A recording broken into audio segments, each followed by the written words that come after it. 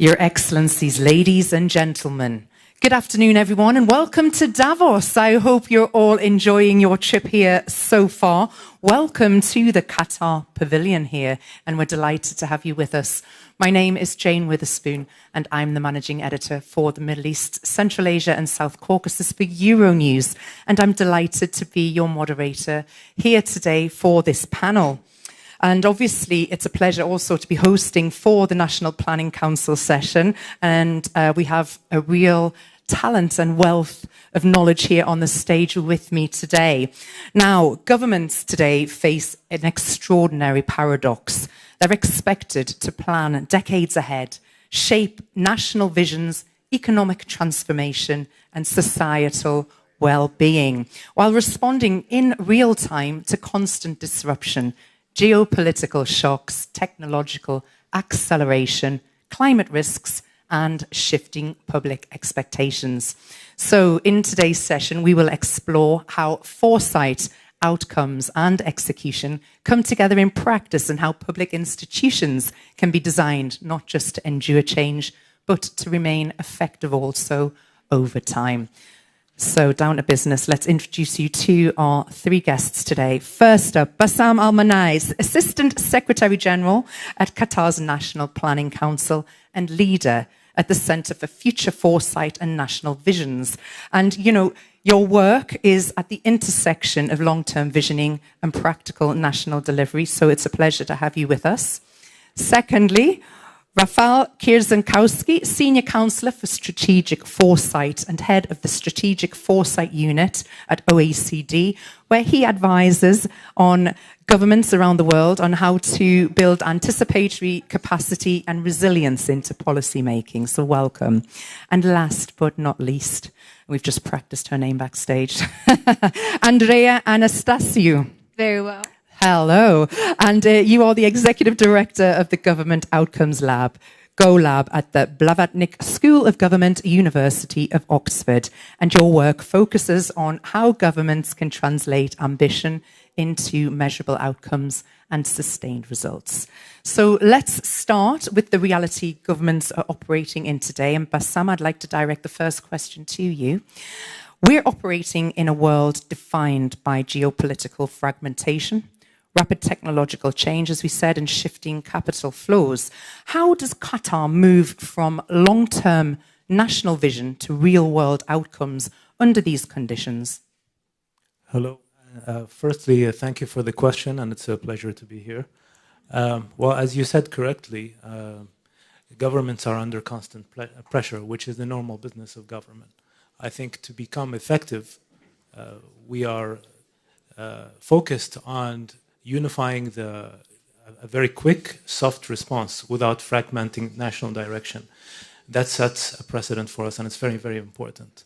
To that end, what we've done is around the Qatar National Vision 2030, we've developed 7 national outcomes. These 7 national outcomes are quite important to understand for us to understand how our approach is unique to Qatar.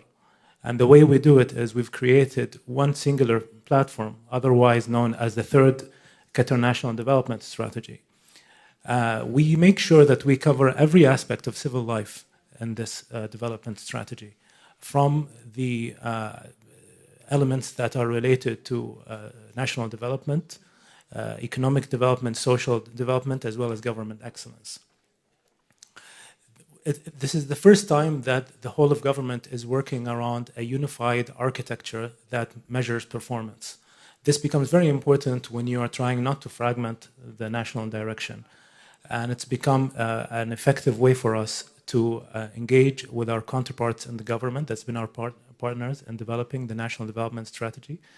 And it allows us to come together around a shared understanding of priorities, of what programs get treated, what gets treated as a challenge, how programs and what programs get funded, and how we can measure success, our shared success with our partners in government. So shared understanding as well as that support's integral to what you've been doing, yes? Exactly. Very much so, I would say. Thank you. Thank you. Andrea, from GoLab's work with governments, what helps institutions stay focused on our outcomes when complexity and uncertainty increase? Wow, thanks, Jane. And let me start by saying what an honor it is to be here.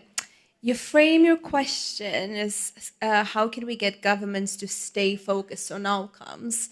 And I think that assumes that governments are indeed focused on outcomes. I would perhaps controversially challenge that somewhat. And it's brilliant to hear what's happening in Qatar with the National Planning Council, with the 7 outcomes that you've articulated. But my sense is that that's not necessarily the practice across the board. So I work for a small research centre called the Government Outcomes Lab, based within a School of Government in Oxford. And as the title of our organisation suggests, we're absolutely obsessed with outcomes. But Sam, you've mentioned that accountability and measuring and understanding success as being key. For us, there's something else in addition to that that's really interesting about outcomes.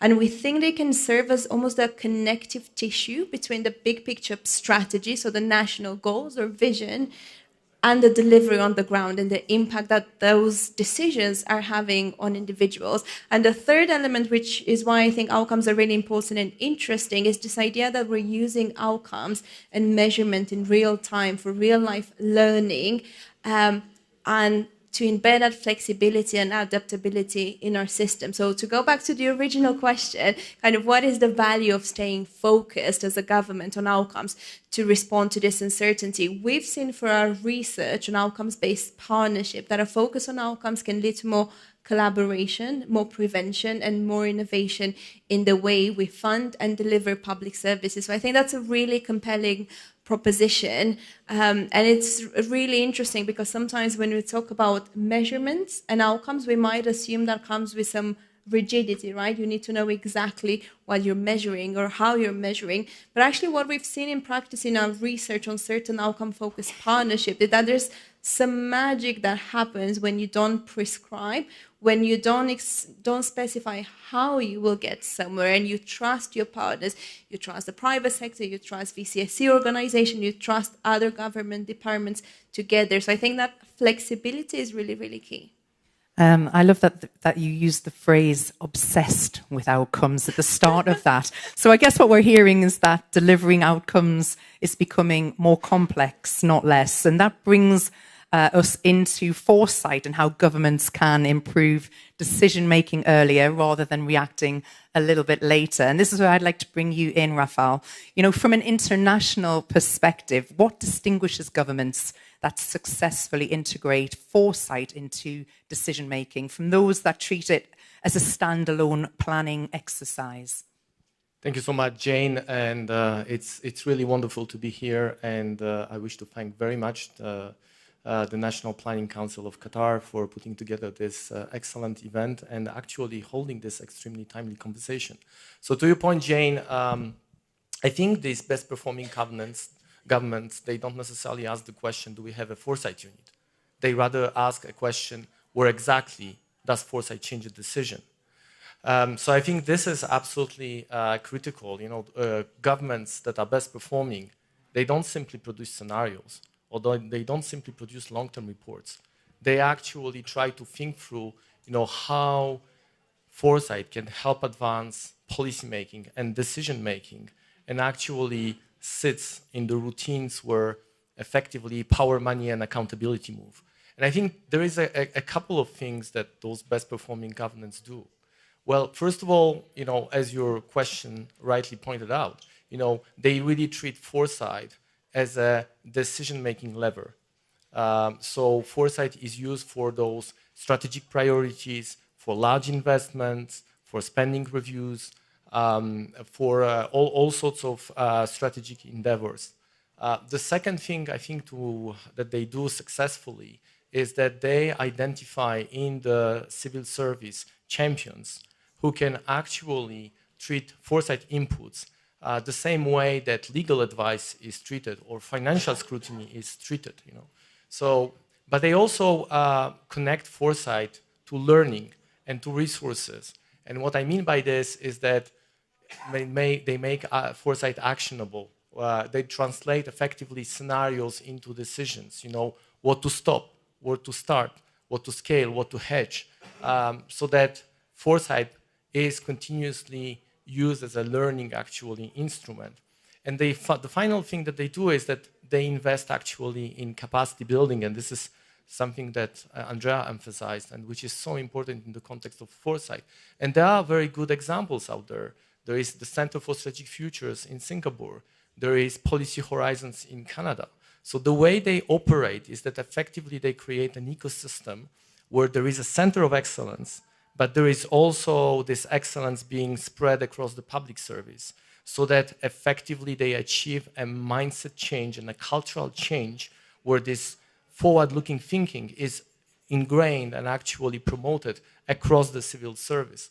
And this is what the OECD will also be trying to do in the forthcoming weeks. We'll be launching the OECD Policy Foresight Academy, where we'll be aiming actually to upskill civil servants in governments through such a training.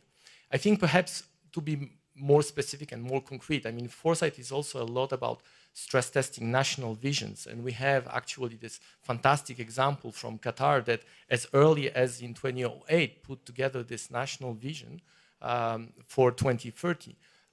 What we will be doing also ourselves as the OECD is that in this year, we'll be working with the government of Malta to stress test their national vision 2050. So that's a very interesting example where the government has put together this vision, but actually before it fully endorses it, it wants to stress test and see whether it's resilient to multiple futures. So in a nutshell, I think, to summarize, I think those governments that do it right, they actually institutionalize foresight. That is to say, they build it into routines.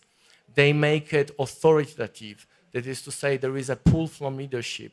And finally, they make it actionable. That is to say, they tie foresight to resources and specific plans. You mentioned, thank you for that. You mentioned there Malta, but I'm going to bring it back to Qatar now, Bassam, with you. How does Qatar define foresight in practice, and how is it embedded in the center of government to move from long-term vision to actionable policy decisions? Yeah, I mean, I think very similarly to what my colleagues have been saying.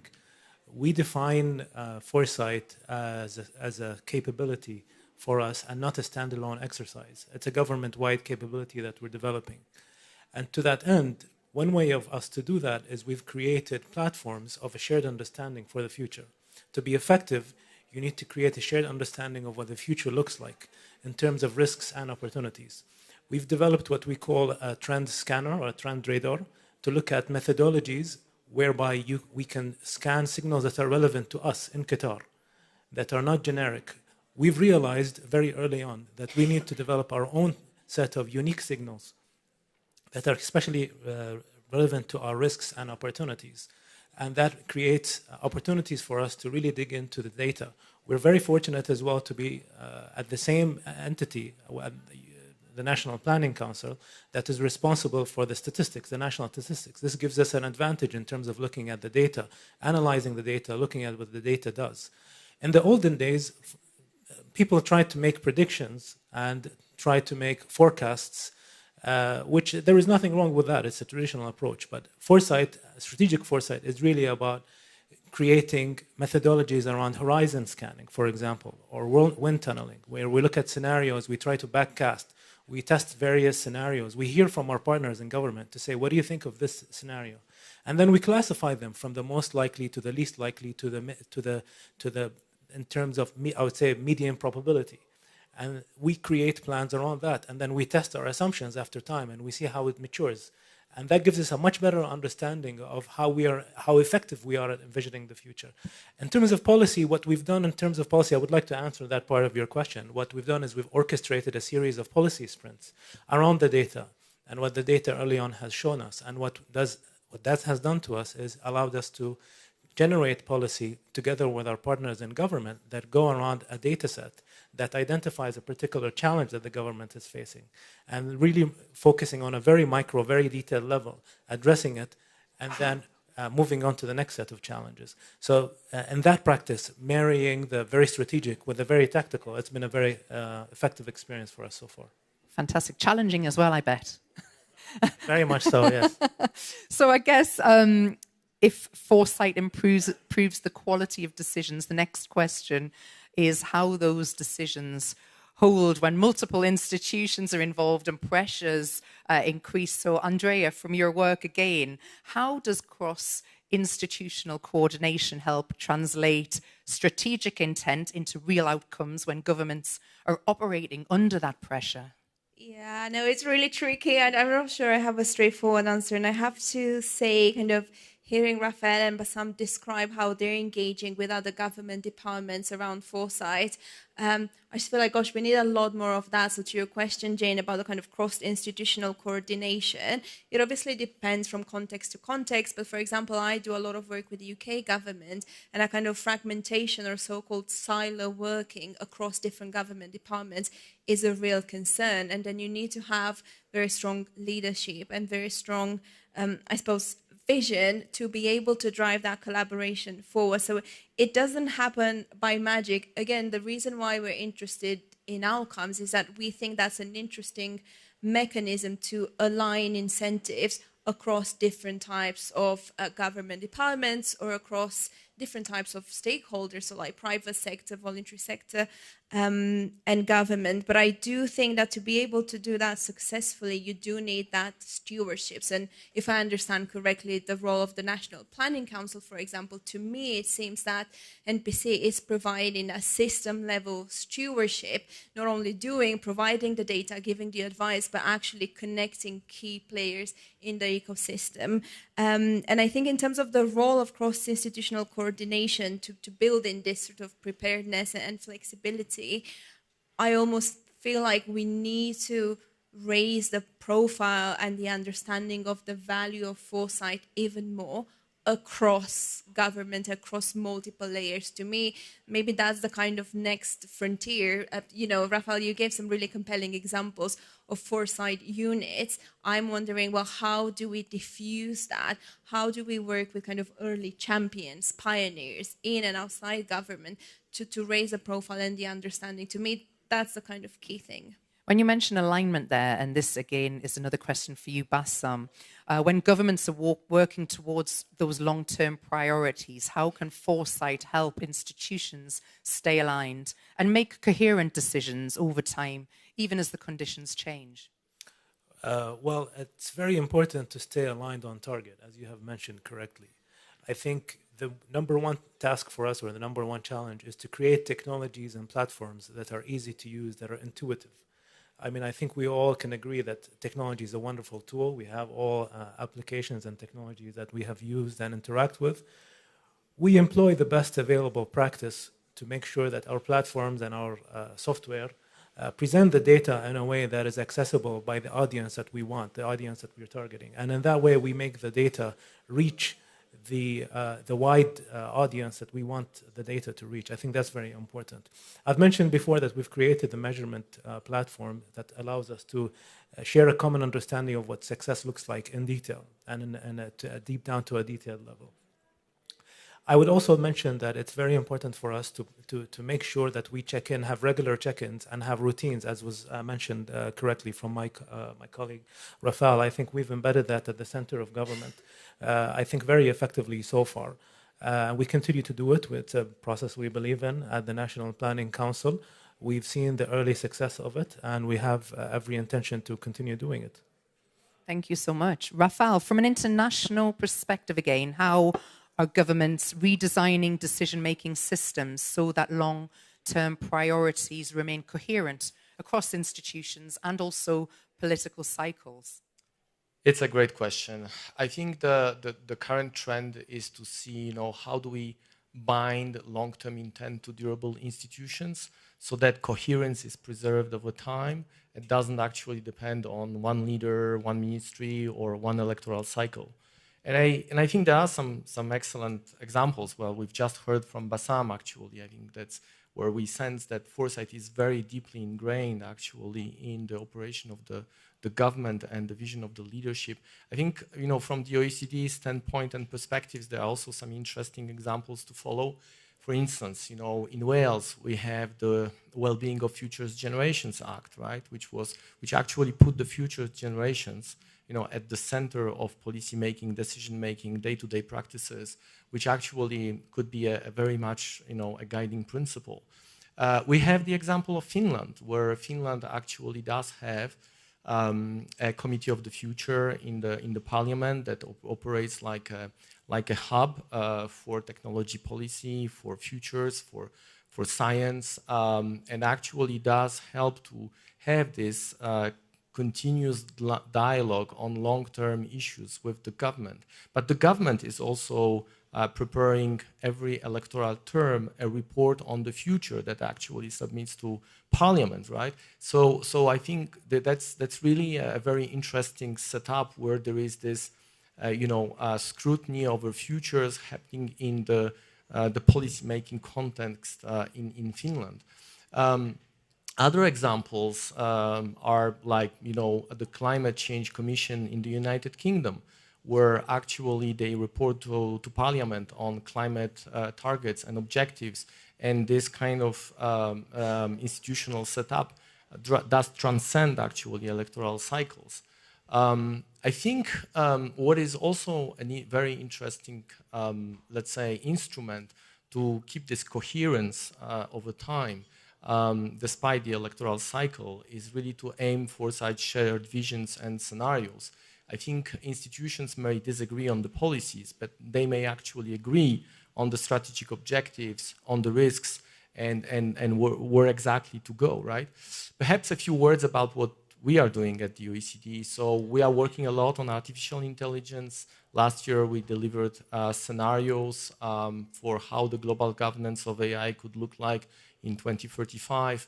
In a few weeks, we'll be releasing, a very technical piece about how the technology itself could progress over the next 5 years.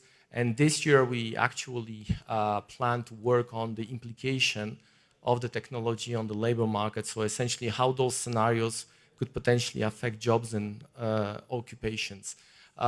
So I think, yes, I think this is what I would like to kind of highlight, is that we need to have this coordinated approach that gives actually a clear objective, and then we sort of continue working on this clear goal, long-term goal and objective, independently of the political processes happening in the countries.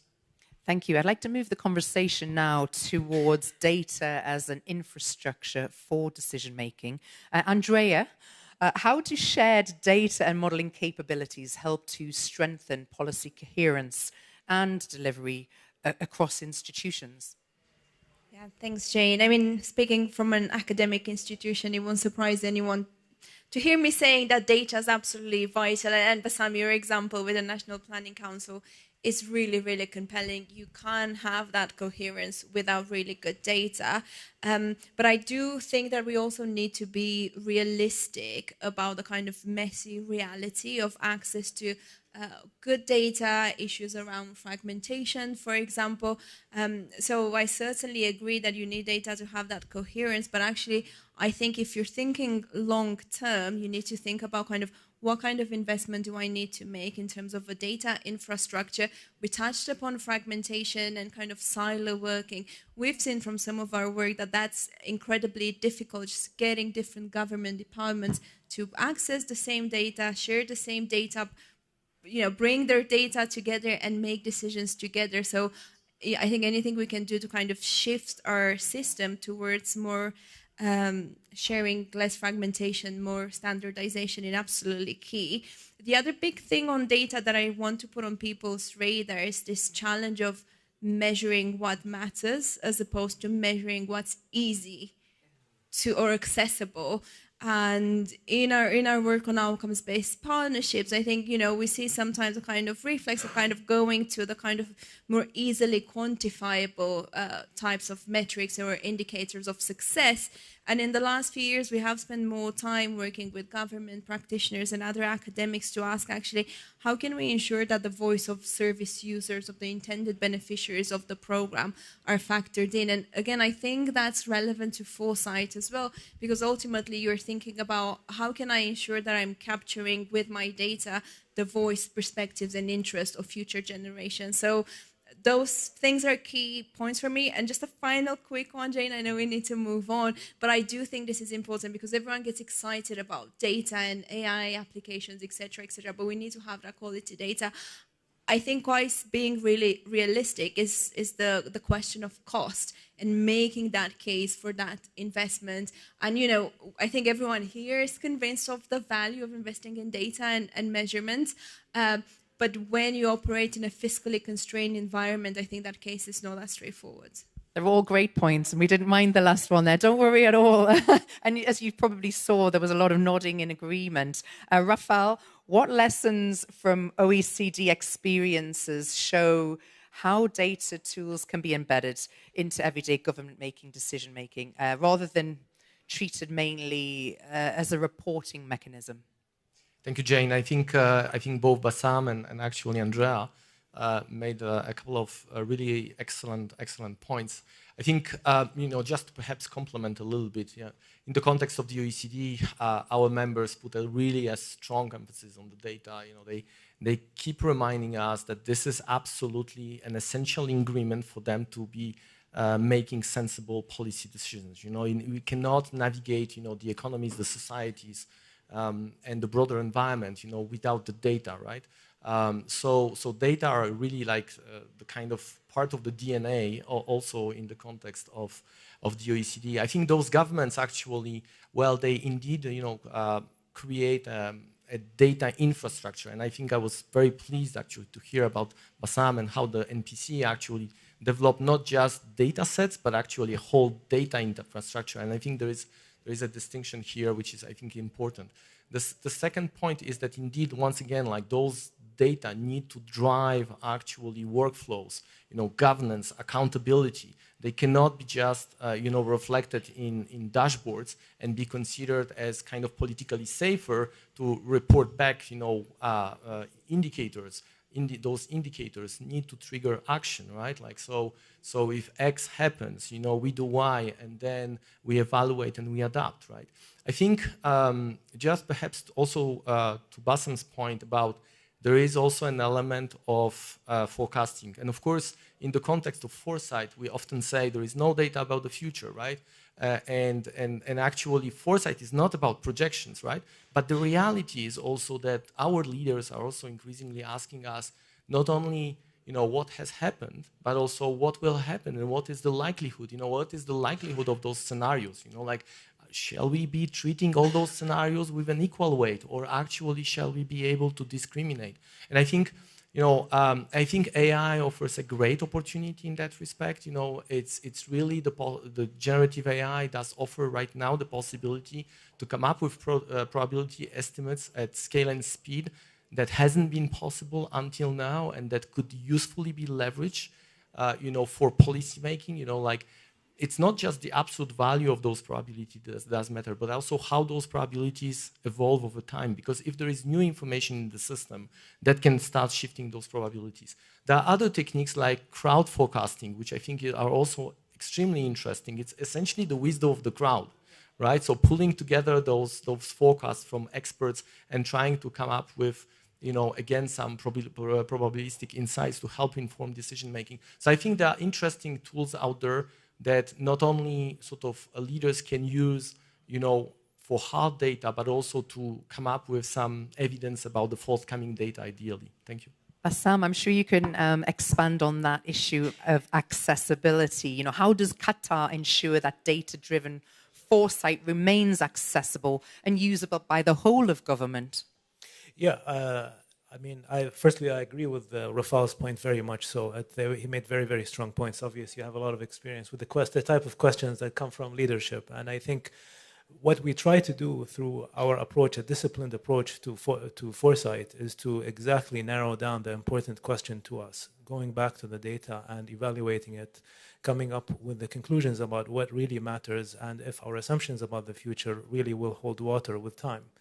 Going back to accessibility, I think accessibility, aside from the UI UX and obvious intuitive design, I think we have developed economic models, for example, and population models that project very specific data points into the future, that looks at the live data today and then projects it into the years of 2030 and beyond. What that helps us does with our partners is come together around a shared understanding of the numbers when we look at scenarios, so that when they have a question about certain parameters that they need to plan around, we are both talking the same language. I think it's not only the technology aspect, but that the reference points, the methodologies used to come up with the numbers are the same, because that increases your chances of coming together in agreement and creating alignment, a strong sense of alignment. I think technology is a powerful tool, but unless we can come together around a shared understanding of what the challenges are, the solutions are, methodologies and routines, and the deeply embedded workflow, as you have mentioned, Rafal, I completely agree with that point, and I think it's part of the accessibility point as well. And then I think most importantly is that after all of these analyses, there is swift action and there is decision making, and then this translates into actual impact. I think that's a very important part of creating alignment and trust. We've worked a lot on that. Again, our position in the center of government allows us to do so very swiftly and very quickly, again, without losing or fragmenting the national direction, which is, I think, our utmost priority. Absolutely. Thank you for that insight. We're going to move into our last sort of topic in this discussion, and then there will be an opportunity after this next round of questions for you, our audience, to ask some questions of your own to our panelists. So get your thinking caps on as we move into the issues of predictability as a competitive advantage. And Andrea, from your work with governments, how does integrating foresight into delivery help improve outcomes and long-term competitiveness in practice? Thanks, Jane. I mean, I think this whole discussion speaks to this point of kind of how is foresight relevant in these challenges. You know, I do feel that more often than not, we live under the tyranny of the immediate. And the reality is that a lot of our institutions are built for stability and control rather than for kind of flexibility. And actually, when we're faced with a crisis, the kind of, I think often the immediate reaction is kind of more control. And we have seen actually with kind of like outcomes-oriented approaches actually during COVID, because of that shared understanding that you talked about, Bassam, and the kind of, you know, North Star of these are the outcomes that we want to achieve, we did see that flexibility. So kind of what can foresight offer? I think it's preparing today's institutions for tomorrow. But my sense is that we, you know, with this amazing practice happening, we need to build on that. So Rafal, you've mentioned capacity building. To me, that's where we need to put our focus. I do think it will have to be a balance, because inevitably our public administration, our governments, they do have to respond to current crisis. So I think there is an interesting question around kind of how do we strike that balance. I think there's a real role for champions to make the case. And Rafal, we were discussing about this need to create more demands for foresight in governments and beyond. And I think even events and discussions like this one kind of like really showcasing the value and the difference it can make is really helpful. But I think at the end of the day, it's a kind of multi-layer process that we need to go through. And, you know, I have to say this, a bit of kind of shameless self-promotion. Within the School of Government, we actually have dedicated training. So we run a program of applied public policy, looking exactly kind of how do we prepare for tomorrow today. So I think that kind of training element of kind of future leaders is also really important. Thank you. Rafal, how do OECD countries balance policy predictability as a competitiveness advantage with the need to adapt to shocks as well as structural change as well? Bold question, but such an important question. Yeah, I think that in today's environment, you know, stability, I would say, requires a kind of credible predictability. And what I mean by that is that, like, there is the question of the direction, but there is also the question, you know, how do we adapt when conditions change? And I think governments in the OECD, they increasingly do a couple of things. First of all, as Andrea mentioned, there is the question of the North Stars, but there is the question also of the adaptable instruments, right? So I think, you know, the long-term objectives could remain unchanged, but circumstances do change. And actually the question is like, you know, obviously an adaptation from the policy standpoint is very much needed and required. Then there is the question of pre-agreed adjustment mechanisms, right? We do want to actually bring some certainty when adjustment does happen, right? So that adjustment is understood and is not improvised. And for that, we have, escape clauses. We have, clear options. We can have actually, all sorts of different triggers or contingency plans that actually bring these elements of credibility when the adjustment does happen. And then the other thing is, of course, foresight-induced preparedness.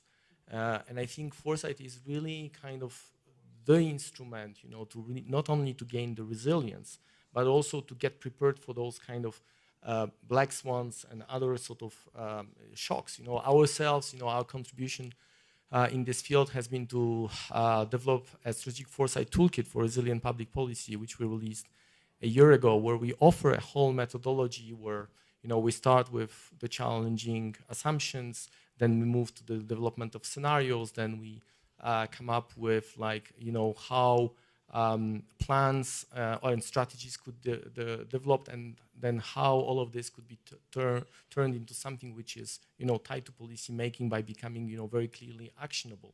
And we've put together 25 potential disruptions that could potentially happen between 2030 and 2050.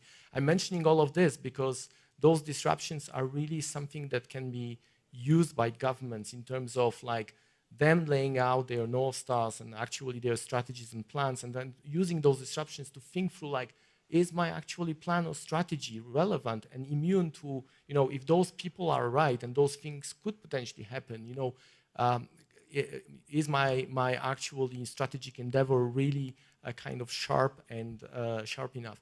So, just to mention that there are so many disruptions out there happening, so that we are thinking of putting together a Toolkit 2.0 in collaboration with the Geneva Science and Diplomacy Anticipator. So I think, to sum up, I think what is actually needed in all of this is a kind of what I would qualify being a reliable governance. And what I mean by this is, obviously, we need to have these long-term strategic endeavors.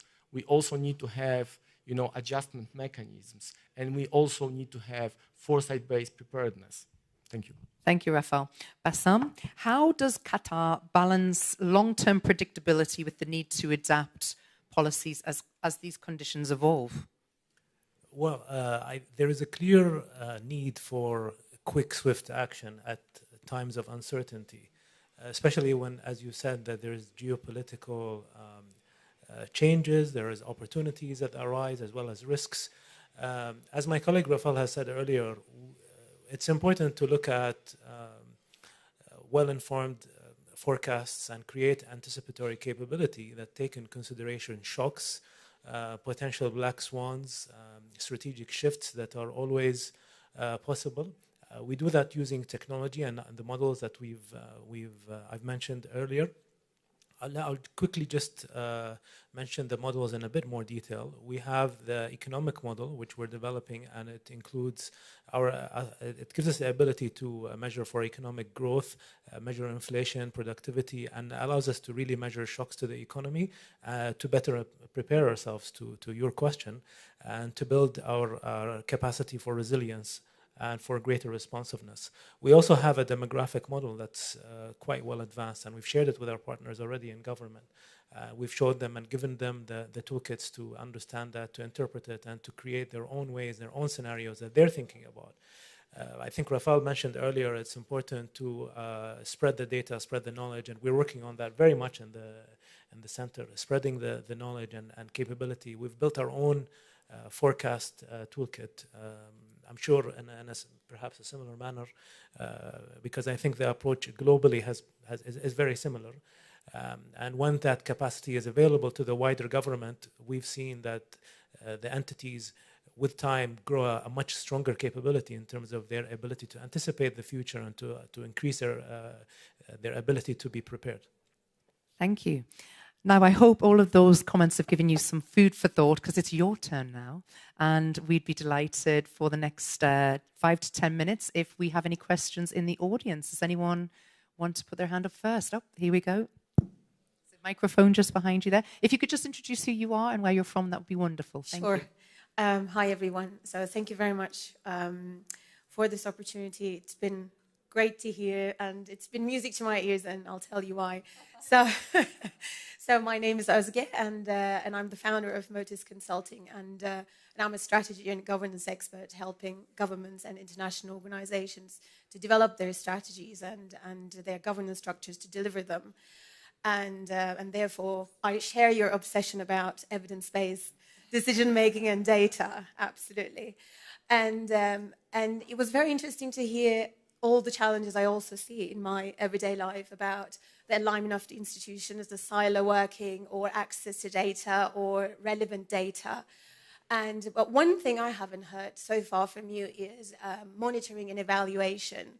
And I'm not mentioning it just because it's another buzzword we should mention and just throw it there, but because this is another area where I see a lot of silo working, and Foresight is treated as like, oh, this is the beginning, and then we hand it over for implementation, and then somebody else somewhere does the monitoring and evaluation, and we never talk about it ever again, and that was it.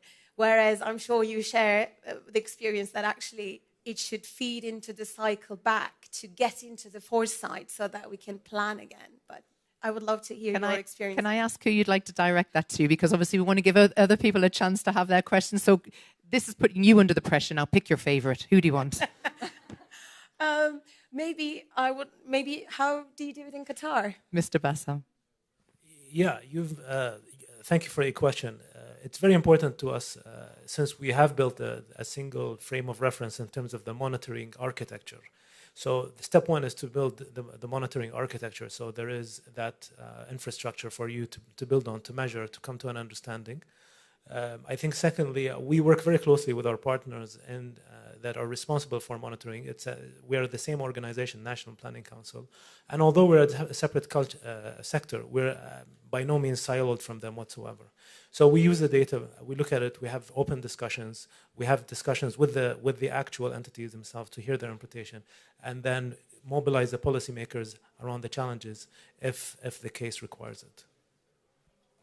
Thank you. Oh, Andrea, go on. Yeah, you've got something to add. I mean, like Bible for a university, I have to say something to evaluation. So we actually do evaluation work of government programs within my team. And I think that the point that I want to make is that I feel like we need to move away a bit from this idea that the evaluation is just the thing that comes at the end. So first of all, we are always really keen with government partners to be embedded in the program from the very start, and then ideally also influence the sort of like data collection, for example, that takes place. And yeah, that's key. It's really challenging, but actually what we found it's really valuable, and the focus of my role is actually to connect the research and evaluation work with government officials and practitioners, is that no one can afford to wait until we finish the 10-year evaluation program. So, like feedback loops and that live learning, I know it sounds like so cliche, but I can't state enough how important it is, and kind of being really deliberate about actually doing it, because I think everyone agrees it's a good idea, but it's actually finding the resources and the determination to do it. So. And perhaps if I can add my 2 cents, I think the question is also like, what do we mean exactly by evaluation? That is to say, from the Foresight standpoint, what matters is effectively preparedness, right? So if we actually prepare and therefore avoid some of those worst case outcomes, and actually we never observe those outcomes, in that sense we become successful. It's not because we didn't observe those outcomes that actually you failed, right? So this is the kind of like, distinction between like, evaluation from the kind of like purely forecasting standpoint, like you forecasted something, it didn't happen, you didn't get it right. No, in that case, we did prepare, and therefore that's why it didn't happen, or we managed to mitigate the consequences. So I think it's important, like, and we are often also talking in the context of Foresight about, low probability, high impact things, right? Well, low probability means that actually those things may not happen, but it's also important actually to bear in mind that the cost of preparing for something that will not happen will always be lower than the cost of not preparing for something that will happen. So there are all these sorts of considerations to bear in mind. Thank you. And yes, here we go in the blue at the front. So good morning, or Already good afternoon. My name is Ekaterina Serban, Head of Privacy Cybersecurity Bosch Group and founder and CEO of Skill Summit Tech. I have a question to Bassam regarding the future of Qatar. Today we talk a lot about data-focused future, but how actually in Qatar and particularly in your area, you are preparing the future generation when it comes to the data, when it comes to the education, because let's be honest, 10, 15 years maximum, all of us are here, we will not run this world anymore. It will come the new generation who will live in different realities, and they already witnesses the new realities. So how do you see that? What may be already done or what should be still done from your point of view to prepare Qatar that the new generation of leaders come and bring your country to the new level? Yeah, you touch upon an important point to us. Recently, we have really prioritized, in the last, I would say, few years, education as a part of our approach to government development. So you have government all of government really mobilized towards educating the population in Qatar at all of the different levels. Our role is to look at what trends are happening in terms of the major disruptions, reading the future signals. How does technologies, for example, are disrupting how people are learning, how they're learning, how they're developing technologies that are effective, more effective than others. Then we synthesize that data, advise the government, the various ministries that are the experts, for example, Ministry of Education in terms of your question, they are the expert in education. We translate or we look at phenomena that can be relevant to them, specific to Qatar. We know the numbers, we know the data, and so we are experts in terms of our background and our needs. So I would say we create effectiveness by focusing on what is relevant to us because we know it. We are constantly scanning signals and changes and trends as well as potential disruptions. And then we work very closely with our partners in government to really translate that into actionable action so that we are dynamic and we are changing and we are embedding these changes and we are then measuring the impact to say if what we have done actually has given us the fruit that we're looking for. Good question, and thank you, Bassam. Any more questions? Oh, yes, we have a white jacket to the left, and we will get to you, don't worry. Hi, Al Darth Vader, Avers. I run a family office in Monaco. And since you have all the data, what's the black swan event we're not anticipating? If you could say. Crystal balls out at the ready, please. Is it food security? Is it Rafael, do you want to take the lead on this one? Yeah, I want to be a little bit provocative here. My sort of theory is that, like, of course, there is this wild-known concept of black swans, and I also kind of used it myself. But when I think deeply about black swans, I kind of doubt about whether they really exist. You know, often actually black swans are things that surprise us, right? We will not see them coming. But it often also is because we were not looking in the right direction. We were not looking at some signals that were, and when you think about, like, you know, all the kind of things that we would kind of qualify as, you know, being major surprises and actually that really kind of would qualify to this black swan category, when you think about those things more carefully, I mean, there were early warning signals. There were actually, you know, some, you know, emerging evidence about those things. What we were actually discarding is, you know, that those things can suddenly scale up and actually become the shock that then kind of, you know, surprised us all. Thank you. The gentleman here with the glasses has a question, had his hands up patiently. Thank you for waiting, sir. Yes, I work for an NGO called World Association of NGOs, where we support NGOs get their outcomes. And I have found that the NGOs have been very good at creating lubricant for these kind of black swan events where locally there's an unknown issue happening in communities and regions, and they're creating building blocks that might not necessarily align with the vision, but they help stabilize some of the problems. This could be for anyone who is called to the question is, how do you collaborate your visions with these NGOs or nonprofits who are basically assisting the sidelines in these unknown regions or unknown problems. Andrea? I mean, I think it was just to say that, yes, I agree with you in terms of the importance of this kind of like very kind of place-based community groups.